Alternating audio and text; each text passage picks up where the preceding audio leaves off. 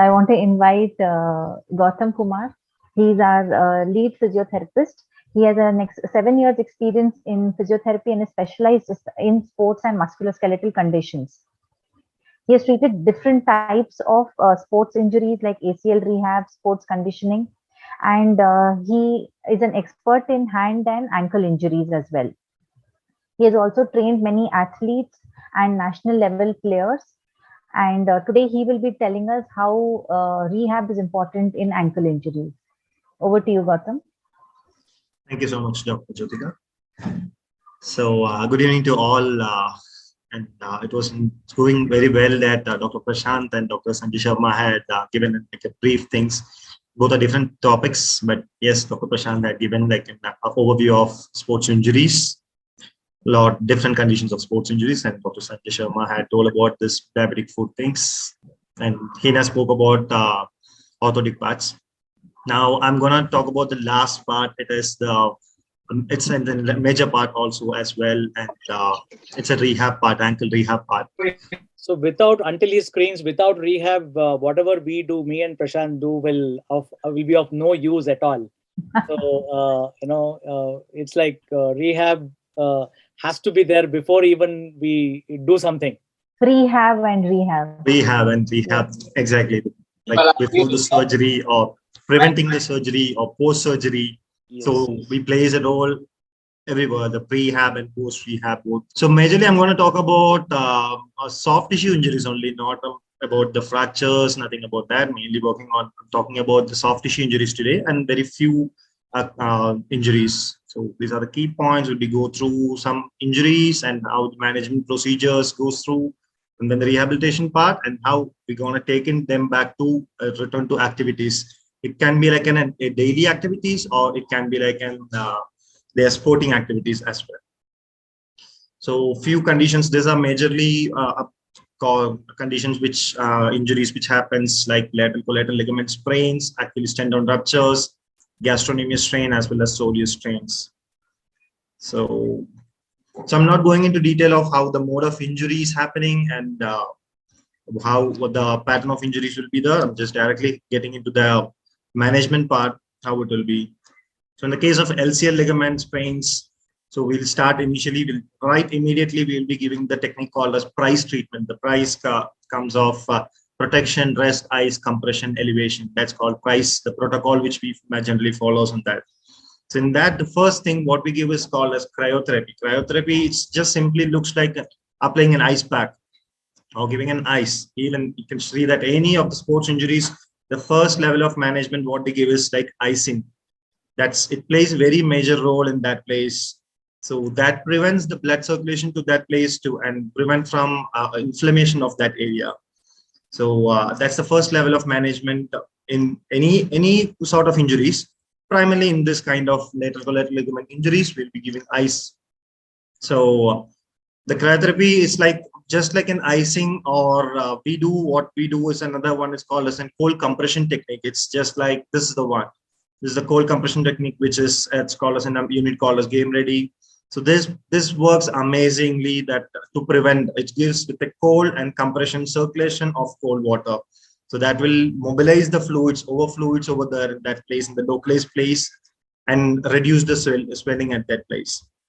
Coming back to that. So what are the other management, initial level of management? What we do is like prevent the swelling area, like avoiding weight bearings, or avoid them from stopping from the athlete from consuming alcohol or putting hot packs. And then followed up by after 48 hours, we'll be slowly doing a soft tissue therapy, that is like manual therapy, to relax the muscle, which will be happening. So yeah, followed up with that soft tissue therapy, we'll be doing a joint mobilization. If there is any joint restriction is there, like in the level of ankle or subtalar, mid-tarsal level, we'll be doing a joint mobilization and to allow the joint to reduce the swelling and pain. Permitting will allow them to make some joint range of movements, a minimal level of joint range of movements within the permitted range, not vigorous anything. Just these are the initial phase we'll be working on it. Followed up with the exercises, we'll be taking to the restoration of full range of movements. That we say is like after like in 48 hours or maybe like more than that, like 72 hours will take some time. And then slowly we'll take them to a full range of movement. And we'll be start with then partial weight bearing. So partial weight bearing, what we mean it is like initially like a 25% of weight bearing in that limb, the affected side, with the toes. With the toes, we'll be start with the partial weight bearing. It will can be like in with or without crutches.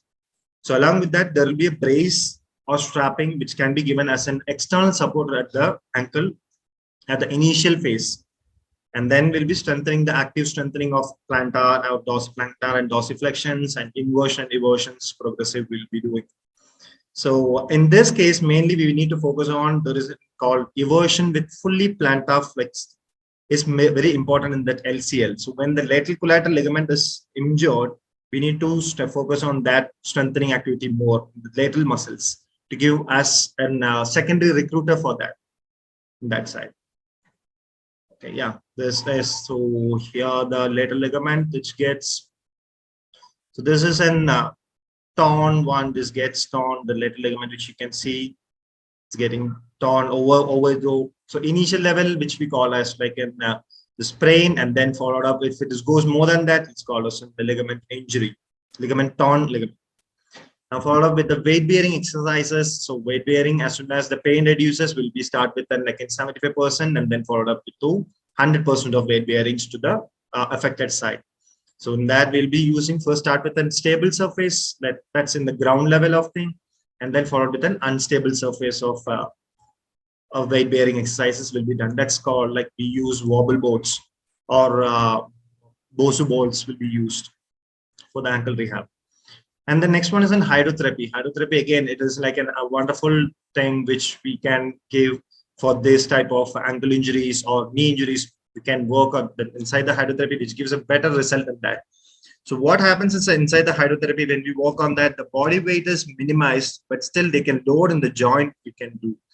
So that will be much helpful for them to bring that in a full range of movements inside the water. And followed by the proprioception activation. Proprioception plays a very big role in this, as so many people, those having like a weak proprioception causes, that could be a major cause of ankle injuries. So in spite of weakness of muscles, or there is an biomechanical changes in the bone alignment, in spite of that, this proprioception also plays a major thing. So in this case, we will be doing an assessment of proprioception with eyes closed and standing, like single leg standing with eyes open and eyes closed, how their stability it is. This is all done after the weight bearing starts. And then only we can start on that. Before that, no. And then the exercises progress to the single leg standing, stable and unstable surfaces. There is the close and open eyes with, again, the activating more of the proprioception activities. Wobble boards, mini trampolines for more proprioception and the stability. It activates more ankle stabilities. This followed up with, goes to the next one is Achilles tendon rupture. So it's the photo. In the photo, you can see that Cobrank. So he also undergone at the age of 34, he undergone an Achilles tendon injury, and he got surgery, got a repair in that Achilles tendon. So again, the initial phase will be directly putting them into boots. So with a 30 degree of plantar flexion. So that will be done by the doctor side. The orthopedician will be doing all those things. So stabilizing the place. What we do go to take care of that is like a non-weight bearing. For the next 3 weeks, they will be totally non-weight bearing in that leg. And the pain management, as I said before, the same. Like we'll be working on with the higher cryotherapy methods or electromodalities, which like an IFT will use for the reducing the pain at that point of time, initial pain, preventing the swelling as well. Followed up with once the pain is reduced. So along with the boots, we'll be start doing a minimal level of exercises like toe flexion, extension exercises, or gentle movements within the boot, within the range of boot movements, what is allowed, that one. And then straight leg. So just not only focused into the ankle, we'll be working on the above region, the adjacent next joint is at the knee and the hip. We need to focus on that because it's very majorly important that we need to maintain, restore the muscle strength, what it is having. Just because of the ankle is injured, we cannot lose the remaining properties of other adjacent muscles. So we'll be doing an SLR strengthening, that is straight leg exercises, knee flexion extensions will be done inside. Then comes to the hydrotherapy. Again, inside the water, we'll be working on the lower body. Will be focused on total lower body, just not only focused on the lower the ankle. We'll be doing hip strengthenings, knee strengthenings. The good leg strengthenings will be done inside the water. Okay. Then followed by the partial weight bearing. So inside the water itself, we'll be starting the partial weight bearing of the leg, of the ankle, and then we'll be like progress to the outside, that like in the ground level of strengthening will be done. That's all post fourth weeks. Progress to fourth of the 6th week will be putting more weight bearing activities. That's all. Thanks. Now comes to the next one is a gastrocnemius strain again. So gastrocnemius is like the calf, the primary muscle of calf muscle, which is on the medial side will be. So there are different levels of grades, like grades will be grade is like different grade 1, 2, 3. So grade 1 is like in the minimal one, minimal strain level it is. They can be do the rehab and they can get back into the sport activity within 10 to 12 days. The grade 2, it takes more than that, 16 to 21 days. Grade 3 level is it's almost torn type. So there is a tear in the muscle. So it requires definitely the orthopedician role will comes over there. They will do and like in the surgeon role comes surgery. Post surgery will be taking care of the rehab part, and it will take a longer time than the other grades. It will take almost like 6 months of duration to get back into the surgery after the surgery to get back into the sport. So again, the pain management first goes to pain management, cryotherapy. As I said, that cold compression cryotherapy where management will be works in modalities, electromodalities. If it requires like an unbearable pains over there, then we will be working on with the electromodalities, which we cannot do anything manually over there at that point of time. So the comes, and then in this case, will be given a minimal heel rise. The orthotist role comes, then they will be doing a minimal heel rise to prevent the muscle length, to reduce the muscle length so that it will be much easier to them to heal that place, heal the muscle, relax the muscle much better. Followed up with the mobilization. So we'll be working on ankle mobilization. So ankle mobilization, what I say, it's like a manual mobilization of the joint. It's just very internal one. It's not like doing a complete range of movement at the joint. We'll be working, it's like a gliding the joint to prevent the soft tissue adhesion around the joints. Then comes to the soft tissue therapy, that we will be working on the muscle to soften the muscle, to relax the muscle, to give more functional activity, to elongate the muscle and maintain the structure. Gentle structures of stretches for the gastrocnemius muscle to level at the level of the tightness, should not stretch beyond the tightness to overstretch. Then comes to the strengthening exercises. So we'll be start with like a concentric bilateral like calf raises, and then followed up with like a unilateral calf raises. That's all progressive. We'll take it on that. Then the eccentric calf lowering at the steps, make the client stand at the step level and on the toes, and then slowly ask them to push down the heels down. Then the progressive with the resisted exercises and resisted therabands, like resisted bands and weights at the ankles. We'll be working on the ankle strengthening, further ankle strengthening exercises. Athletics should undergo like a progressive, slow, gradual activities to return to the sports. Like step by step, we can take it to a walking, then fast walking, making them to jog, and then to the sprinting levels. Then multi-directional drills. This plays in multi-direction, and agility is the major thing which we need to focus on to get back into the sporting activities. Those like an athletic level of trainings, we need to focus on that. Again, the soleus muscle, which is on the lateral side, again, the same set of, same pattern of as how we gives the priority for the gastrocnemius muscle, same way of treatments, cryotherapy and strengthenings. So now comes to the return to activity. So return to activity is like we can classify it like in general population and the athletics. General population in the sense those who like an irregular walker, or those who are like as a recreation, they do like jogging activities. So that will be the primary goal we will set to them. And up to that level, we'll be working on it.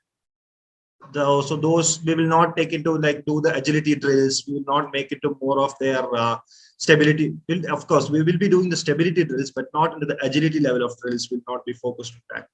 So in those group of people, will be working as like taking to the walking level, or they're taking to the jogging level, ease jogging level. They'll be taking to them. That's called as their activity, daily activity level. Coming to the athletic level, definitely after the basic level of strengthening activities, The next level is goes to like their more agility drills and their stability drills will be working more on that. So stability is very important in this ankle level because the whole body weight is going to be initiated from the ankle level. If there is any instability in the ankle, it collapses all the way off the biomechanical line all the way up. Just not only the ankle level get injury, it may lead to the knee level injury or goes to the hip level injury as well. So that is very important at the athletic levels. We need to see that. In this printer, when we see that like the start, these are the phases of this printer. They initiate they triggers the sprint. So when it comes to this phase of called the starting gun, the gun fires and the reaction time after that, the movement onset. The first fire from their ankle, they push first leg. So there, and then the second leg, the rear block exit. These are the phases where the calf fires, the calf muscle fires first. This gives the first push to their initiation of their sprinting. In these places, if they have a weak calf muscle or unstable ankle is there, it's gone. So that the initiation is very important in these sprinters. And then comes to the football players. Again, when the player is going to strike the ball, landing. You can see at the frame 4, the heel strikes happen, the foot strikes happen, then followed by the frame 5. Before he hitting the ball, there are high chances of the injury happening at this frame, before hitting the ball, because there are multiple factors like an internal and external factors. Internal factors like an instability, the muscle weakness or ankle instability causes this. The external factor is called the grass. Most of they're playing in the lawn or the synthetic tracks. Again, the external factors that could slip the athlete. So if they are not getting a good grip at that point of time, there are chances of getting an ankle injuries. And then goes to after the post hitting, the last frame, you can see the frame 12, the last one after the hit, see the ankle position, it goes into and more of the inversion happens.